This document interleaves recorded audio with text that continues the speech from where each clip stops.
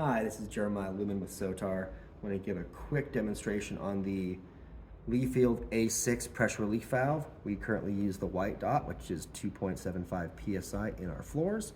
Often we'll also have a 4.0 psi in our rigid inflatable boats we'll make for ocean-going vessels. The A-6 is very simple. It is simply spring-loaded in the back with a rubber gasket. So if I push in, you can see the valve lift up, releasing air. So this is a particular spring that's calibrated to 2.75 psi. Air pressure reaches that in the floor, lifts up, lets air go out. Something to keep in mind with these, often dirt and debris will get in. I recommend putting a screen over the top. You can get them from us or from NRS. Prevents silt and things building up. If it is constantly leaking out of there, what you want to do, take your valve wrench, inflate your floor relatively tight, over the top, loosen, then deflate the floor, putting this down flat on the ground. That way when you unscrew it, the internal boot does not roll away from you. You keep it where the hole is. You can see on both sides of the valve there are ridges. Those will bite into the material, making your seal.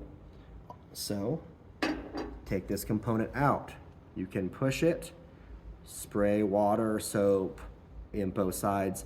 Often what's causing that to leak is simply debris built up, dirt, muck, silt. After it's cleaned, dried properly, then you can simply reinstall it,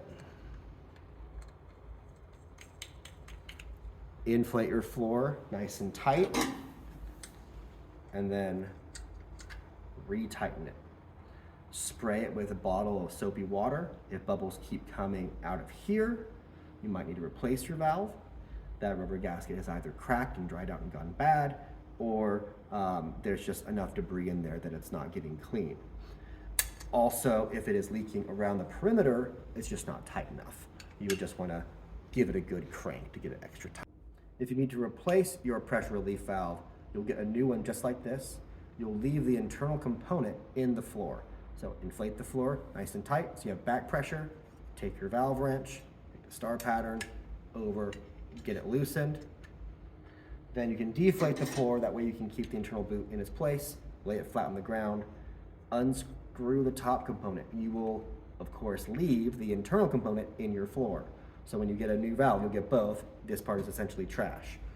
Throw that away, then screw this down into the existing boot inside your floor, tighten it, air the floor up nice and tight, then give it another tighten. Spray with soapy water, make sure there are no leaks.